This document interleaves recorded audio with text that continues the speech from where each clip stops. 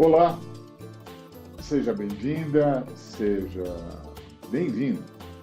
Este é o programa Daqui para Frente, pela TVT e pela Rádio Brasil Atual. Muito grato por sua participação conosco. Nosso tema, nossa pergunta hoje é: um cristão pode apoiar a tortura? Um cristão, uma cristã pode apoiar a tortura?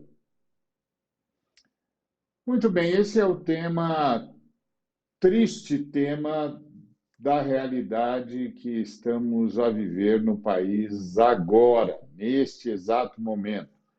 Nós tivemos a lembrança, a péssima lembrança do evento da ditadura militar, que foi um horror na história brasileira, uma data que deveria ter sido esquecida, mas que os militares não nos deixam esquecer, nem os militares, nem os seus apaniguados, nem aqueles que os apoiaram para tomar o poder no Brasil e transformar o país num horror, numa negação da democracia, numa negação da civilidade. Mas uma das coisas que os militares mais permitiram que acontecesse no Brasil foi a tortura. E agora, recentemente, uma jornalista da Globo fez uma fala num dos programas em que participa, condenando o óbvio e o ululante, que é condenando a ditadura, citando inclusive Ulisses Guimarães, que disse que a gente tem nojo e ódio à ditadura. E é isso mesmo. A gente tem nojo e ódio à ditadura. A ditadura é a negação da civilidade, a negação de todos os ganhos da humanidade do que tange a governança da sociedade, da nação. É um retrocesso. E aí, um dos filhos do presidente fez um desagravo. Vê se pode. Ele desacatou a jornalista e fez uma apologia à tortura. E esse cidadão se diz cristão. Então, a nossa pergunta hoje é: um cristão pode apoiar a ditadura? Isso nos leva para onde? Isso nos leva para o Evangelho segundo Marcos, no capítulo 15, o versículo 15, que diz o seguinte: então, Pilatos, querendo satisfazer a multidão, soltou-lhe Barrabás e, açoitado Jesus, o entregou para ser crucificado. E eu quero que você se lembre, minha irmã, meu irmão, que Jesus foi barbaramente torturado. Ele foi açoitado, ele foi chicoteado até não aguentar mais, até se esvair de dor e de hemorragias, a ponto de não conseguir se manter em pé. Não bastasse isso, cravaram-lhe uma coroa de espinhos que pressionava a sua cabeça, que lhe causava uma dor lancinante. Não bastasse isso, ele foi condenado à crucificação. E a crucifixão, meu irmão, minha irmã, era uma combinação maléfica, maligna, maldosa entre execução e tortura. Porque o condenado tinha os braços presos por pregos à cruz e os pés também presos à cruz por prego. De modo que, para que ele pudesse respirar e, portanto, sobreviver, ora ele tinha de apoiar o peso do corpo sobre os pés. Quando ele apoiava o peso do corpo sobre os pés, os, o cravo, o prego, começava a rasgar os pés. Quando ele não aguentava mais de dor nos pés, então ele passava a apoiar o peso do corpo nos braços. E quando ele fazia isso, então os cravos, os pregos começavam a rasgar os seus braços. E ele ficava nessa posição até que ele não aguentasse mais, e aí ele passava de novo o peso para os pés. E ia assim até que ele não aguentasse mais. Quando ele não aguentava mais de dor, então ele se abandonava e fechava o diafragma e ele morria por asfixia.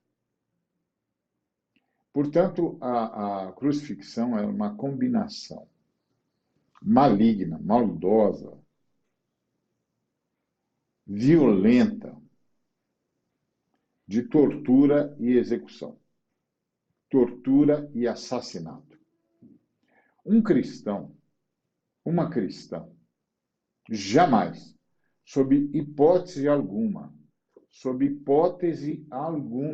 jamais deveria sequer mencionar a possibilidade da tortura, quanto mais apoiá-la e quanto mais fazer apologia à tortura ou zombar de uma pessoa torturada ou humilhar uma pessoa torturada ou desconsiderar uma pessoa torturada. Porque a tortura é uma marca da qual nunca se escapa. Nunca se escapa. Não é apenas um ataque ao físico, ao corpo, é um ataque à mente, é um ataque às emoções, é um ataque ao espírito, é um ataque à alma humana.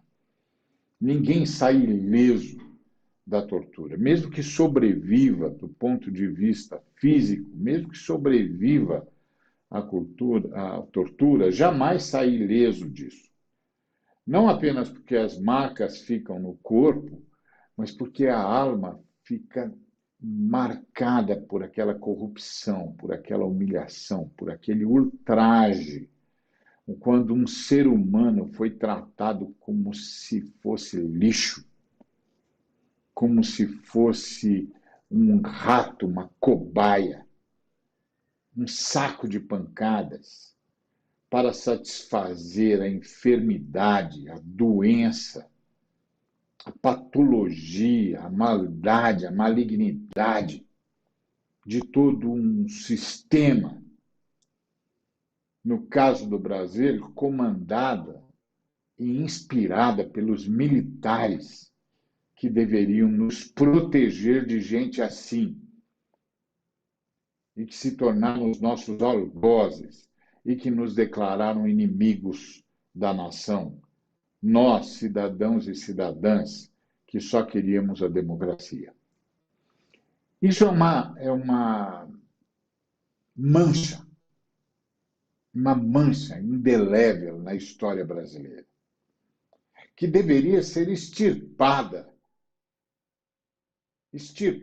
da nossa memória e lembrada apenas como um ultraje, uma situação de angústia e de dor que acometeu o Brasil, para a gente nunca mais esquecer o que significa ser aviltado e desrespeitado nos nossos direitos e atacados como seres humanos e tratados como se fôssemos apenas e tão somente bonecos, trapos para a satisfação de doentes, de gente patologicamente contaminada pela maldade, pela malignidade, e que se sentia no direito de fazer o que quisesse com seres humanos porque usavam uniformes que envergonharam, que mancharam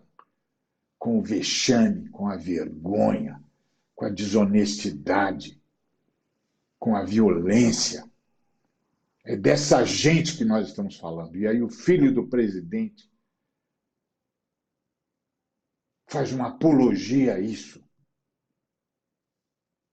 Essa gente tinha de ter sido condenada e ainda pode, porque tortura é crime imprescritível.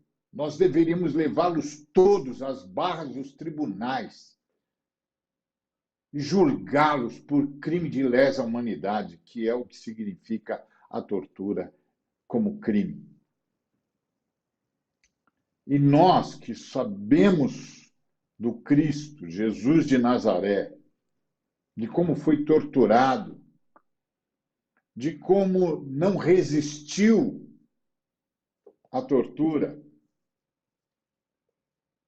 e teve todas as suas forças exauridas e o seu coração explodiu enquanto lutava pela sobrevivência na cruz, nós deveríamos minimamente respeitar os que sofreram essa violência, essa injúria, essa desconsideração, esse crime. Isso é um absurdo. É um absurdo. E se você levar em consideração que esse sujeito tem um mandato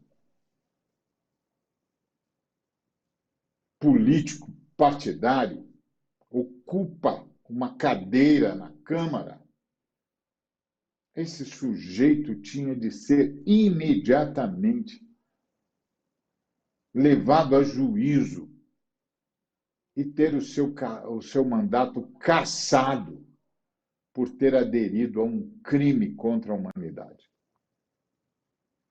Então, um cristão pode apoiar a tortura?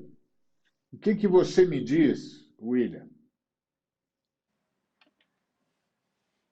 Olá, Ari. Olá a todas e todos que nos acompanham aqui pela Rede TVT e pela Rádio Brasil Atual. É um privilégio estar conversando com você. Ari, a tortura veio do inferno. Tortura é algo que foi arquitetada no inferno. Se é algo arquitetado no inferno, que vem das mãos do diabo, e o diabo é o inimigo da cruz, é o inimigo de Cristo, então não tem a menor possibilidade de nós, que somos seguidores de Jesus Cristo, apoiarmos a tortura. Quem apoia a tortura está a serviço do diabo. Quem apoia a tortura está apoiando o diabo, está a serviço dele, porque é dele que vem essas ações. É a ideia dele, são ordens dele, e é ele que vem agindo de tal forma com essa ação desumana. Fato é que ao movimento evangélico brasileiro foi apresentado um falso Messias. Esse falso Messias foi até Israel e foi batizado no Rio Jordão para tentar se assemelhar ao verdadeiro Messias, o Cristo de Nazaré. Abrindo um parênteses aqui, a gente sabe que quem batizou ele foi até preso. É um pastor que está preso. Mas o que realmente chama atenção são as diferenças entre o verdadeiro Messias e o falso Messias. Entre elas, a gente pode colocar, por exemplo, que enquanto o verdadeiro Messias é conhecido como o príncipe da paz, que repreende quem usa a arma, como fez com Pedro, o falso Messias ele incentiva o uso de armas. Enquanto o verdadeiro diz que é a vida, o falso Messias diz que a sua especialidade é matar. Enquanto o Cristo de Nazaré oferece vida a um bandido, o falso Messias diz que o bandido bom é bandido morto. Enquanto o Cristo de Nazaré foi torturado, o falso Messias apoia, exalta a tortura e o torturador e debocha de quem é torturado.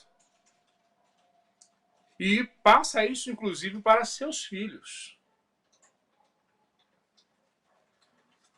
Ou seja, enquanto o verdadeiro Messias ele se humanizou, o falso Messias ele se desumaniza.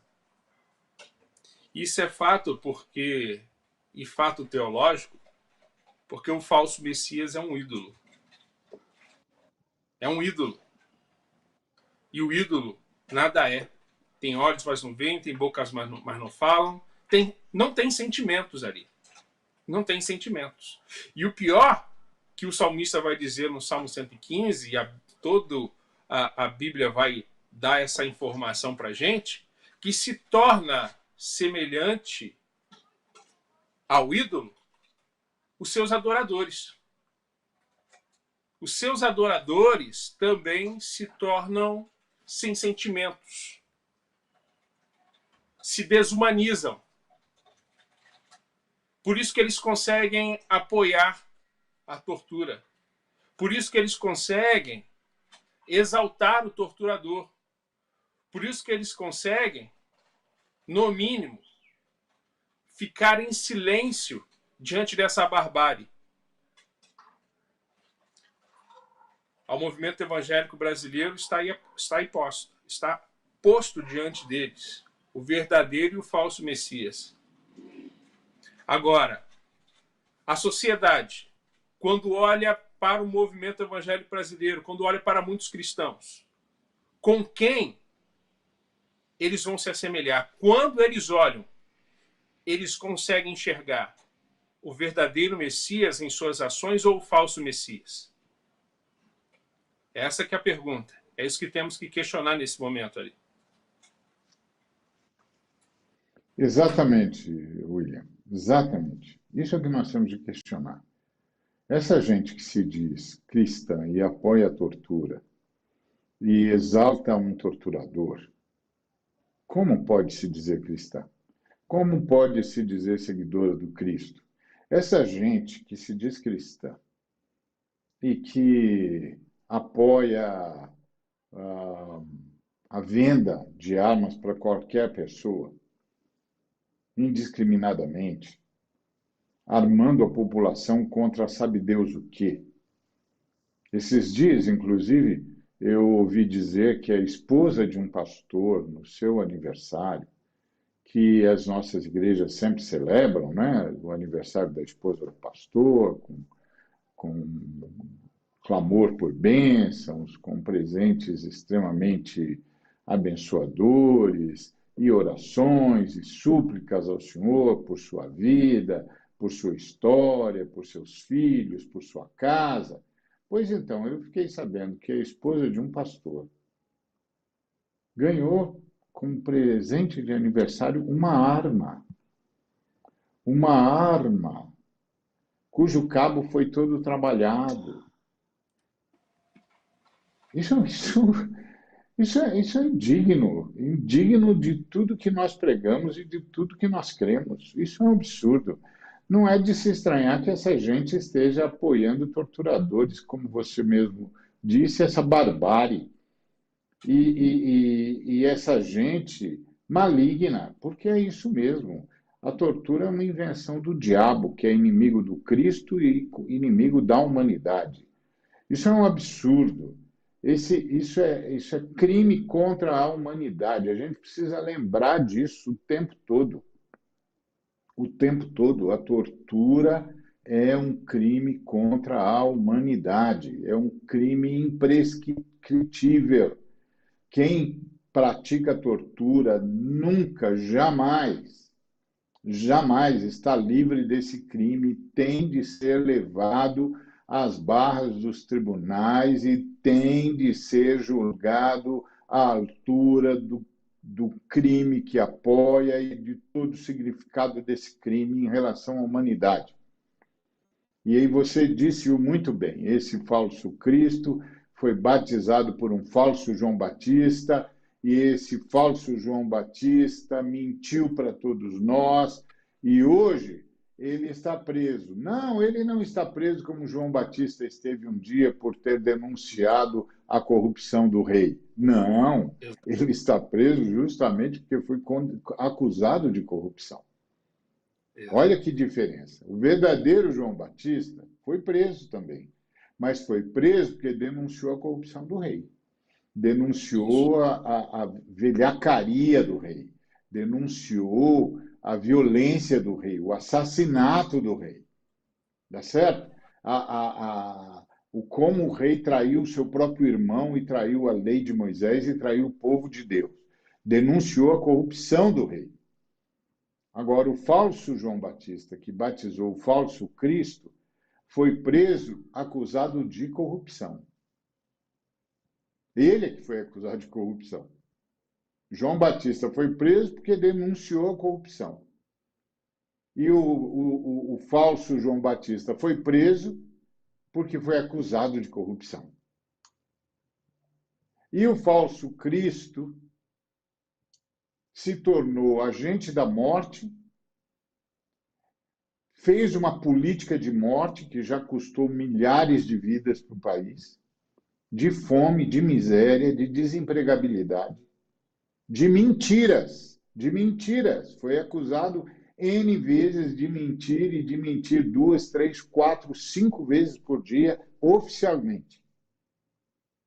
E agora, não bastasse isso, a apologia à tortura que ele faz desde os tempos antanhos.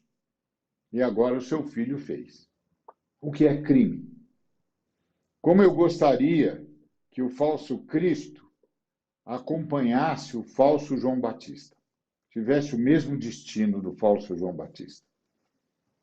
Que coisa absurda o que nós estamos vivendo, William. E ver evangélicos tratarem isso como uma coisa de menor importância. Quando não tentam justificar. Quando não tentam justificar. Se associando cada vez Exatamente. mais. E o pior é que tem uns Exatamente. que ainda tentam justificar utilizando a Bíblia. Exatamente. Lembrando o próprio diabo, que vai utilizar da Bíblia para Jesus. São palavras demoníacas, utilizando-se da palavra de Deus para uma finalidade diabólica. Isso é ação Exatamente. demoníaca. É uma ação demoníaca. Meu irmão, atente-se a isso. Isso é uma ação demoníaca. Tortura não se justifica. Que história é essa? Como pode? Que absurdo é esse? Que ação de tortura pode ser justificada? Como assim? Que absurdo é esse? Que Cristo é esse que você está servindo? Que Bíblia é essa que nós estamos lendo? Que evangelho é esse que nós estamos vivenciando ali? Que absurdo! É A um quem estamos absurdo, é seguindo? inominável, é vergonhoso. É isso mesmo, William. É essa angústia que a gente está vivendo nesses dias. Eu espero, de verdade, que esses irmãos e irmãs, eu às vezes já nem sei mais como chamá-los, eu continuo chamando de irmãos e irmãs numa tentativa de levá-los ao arrependimento. Eu espero que eles façam uma verdadeira visita à sua consciência e uma verdadeira visita às Escrituras Sagradas, uma verdadeira visita ao Deus triuno, uma verdadeira visita ao Senhor e Redentor de nossa existência, Jesus de Nazaré, verdadeiramente Cristo, verdadeiramente Deus, verdadeiramente homem. Que façam uma visita a Ele, às suas palavras, à sua vida, à sua história, ao seu sofrimento, à sua mensagem. Mensagem de paz, de amor, de profundo respeito ao ser humano. Mensagem de cura, de libertação, de transformação de vidas, de transformação da sociedade. Eu espero que eles façam essa visita, principalmente agora que nós estamos nos aproximando das eleições nesse país. Nós precisamos rever tudo isso. Nós precisamos rever tudo isso. Nós não podemos permitir que gente que faz apologia à tortura continue assumindo postos de mando no nosso país. William, como você vê esse tipo de coisa, na sua perspectiva? Uma vez que tortura é um crime contra a humanidade, como é que alguém que faz apologia à tortura pode pleitear o governo de uma nação cristã, e de uma nação democrática, e de uma nação laica, e de uma nação onde todas as religiões são bem-vindas e onde todas as religiões são tratadas de igual forma, uma nação que preza pela liberdade, pela democracia, pela escolha livre? Como alguém assim pode se candidatar a ser governo numa nação como essa? Isso é crime. Ari, Como você vê esse quadro, Luiz? Ari, fala-se muito de direita e esquerda. Direita e esquerda são convenções humanas. Convenções humanas. São aspectos políticos da vida humana. Agora, tortura não é humano. Tortura é algo desumano. Já fugiu muito dessa lógica de política. Meu irmão, minha irmã, já fugiu muito dessa lógica de política. Não estamos falando de política simplesmente.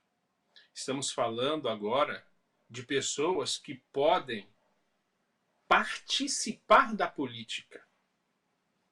Porque direita e esquerda, como disse, são convenções humanas. São aspectos políticos da vida humana. Agora, tortura é algo totalmente desumano, que foge da vida humana. Não é possível permitirmos que seres que se desumanizaram possam ter poder sobre a população. Que políticas públicas eles podem oferecer? Que políticas públicas eles podem oferecer para a população, a não ser uma necropolítica como já estamos vendo? E isso é uma responsabilidade agora que está em nossas mãos. Não é mais uma questão simplesmente política. É uma questão de convenção de quem é ser humano e quem não é. Esse é o ponto ali. Exatamente. Esses dias me perguntaram se o nazismo era de direita ou de esquerda. E eu disse: o nazismo é um crime contra a humanidade. Ele não pode ser rotulado nem legitimado politicamente.